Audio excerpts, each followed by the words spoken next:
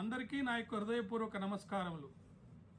My supreme namaskارams to all of you.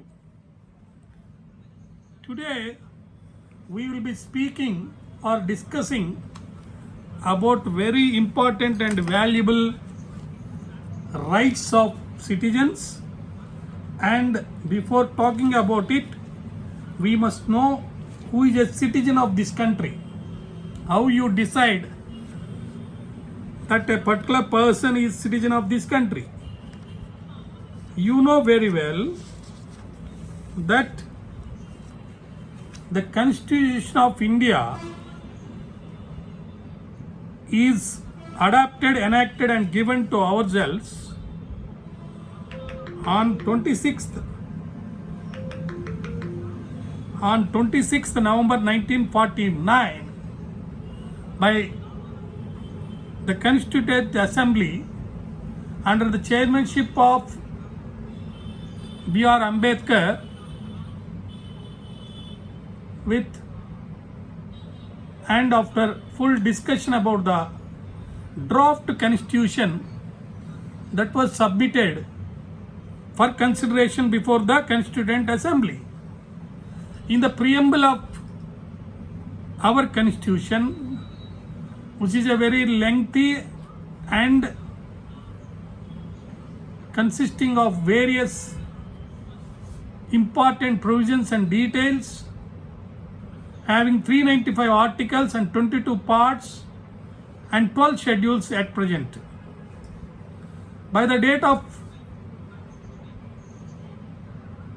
passing or making this constitution on 26th November 1949, in the preamble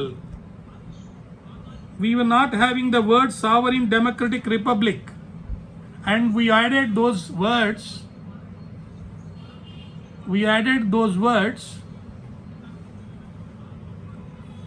with effect from 3/1/1977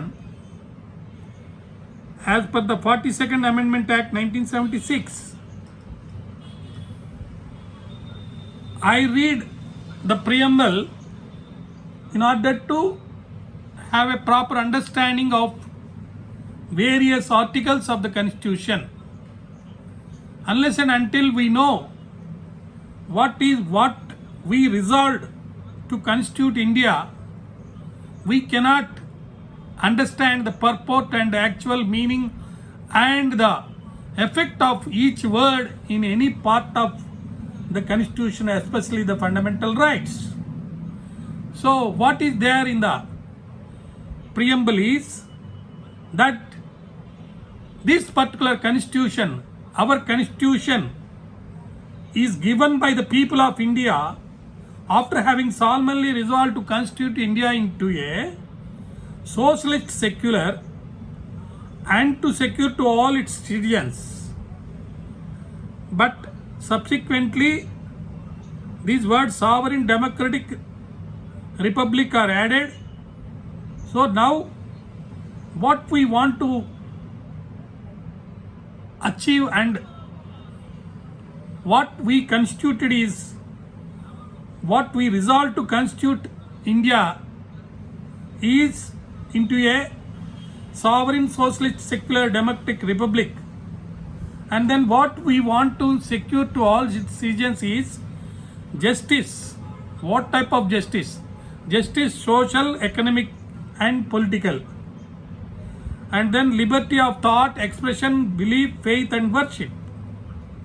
And then equality of status and of opportunity, and to promote among them all fraternity, assuring the dignity of the individual and the unity and integrity of the nation. So this is what we want to achieve, and we want to achieve, as we mentioned in the preamble, all these various important goals for our people of India. For that, the concept is we want to achieve the welfare state where everybody will have justice, liberty, equality, and there will be fraternity, and all people will have food, shelter and freedom in all aspects. So what we need to know is two important aspects. One is that in the Constitutional Assembly, when this constitution is passed on 26th day of November 1949, we have decided that we are adopting, enacting and giving the constitution to ourselves. And especially we have to know, though constitution in the Constituent Assembly is passed or bill, a constitution is made on 26th November 1949, but we celebrate the Republic Day on 26th January 1950. What was happened on that day is we replaced all the old acts. What were the old acts? When we go through Article 395, we understand that the Government of India Act 1935 and also the Indian Independence Act 1947, both were repealed as per Article 395. After repealing them, we say this constitution made our country, India, that is Bharat, as a republic. On what date? It was made republic on 26/1/1950. Due to that, we say the Republic Day is on 26 January 1950, the first Republic Day, and whereas the Constitution is adopted, enacted and given to ourselves on 26th November 1949. Till date, we have had 72 Republic Days functions and celebrated them with heart and soul. It is important, as per Article 395, that the abolition of Privy Council Jurisdiction Act 1949 is not repealed. So with this, we understand from Article 395 that two acts which are important acts, that is the Indian Independence Act 1947 and the Government of India Act 1935, both were repealed. With this, we stop regarding Article 395 and we'll go further and understand about how and why a person becomes citizen. For this, we have to know what is the territory of India and what is the name of India. So, out of 22 parts, the first part, that is part 1, it deals with the union and its territory. It says in Article 1 that India, that is Bharat, shall be a union of states. Shall be a union of states. What are the states and territories that are added or part of the Indian territory are as specified in the first schedule. The states and territories thereof shall be as specified in the first schedule. So we have to look into the first schedule in order to understand whether a particular part of land is part of India or not. India means that is Bharat. It shall be a union of states. Then three aspects or three things are part of the territory of India. One is the territories of the states. The territory of India shall comprise A, the territories of the states, B, the union territories specified in the first schedule, and third and most important is such other territories as may be acquired. Such other territories as may be acquired. So these three clubbed together, they are the part of the territory of India, and that is Bharat. Then another article which is very important is in respect of this territory of India, the Union and its territories, is formation of new states and alteration of areas, boundaries or names of existing states. So Parliament has got power to make law for this. You know about division of the Andhra Pradesh into two separate states by forming Telangana out of the Andhra Pradesh, combined Andhra Pradesh state area. So this the Parliament has exercised the power. Likewise, many union territories are formed in Jammu and Kashmir. Union territories are formed. Union territory for Jammu and Kashmir and also union territory for other Ladakh area are separately formed. So this power the Parliament has got under Article 3 of the Constitution of India 1950. Then we go and read and understand the very important aspect of the citizenship of Indians. That is dealt with in Part 2 of the Constitution of India. Part 2 of the Constitution of India consists of Articles 5 to 11. So 6 articles. The first article is citizenship at the commencement of the Constitution. That is Article 5. It says about what is the citizenship. It says at the commencement of this Constitution,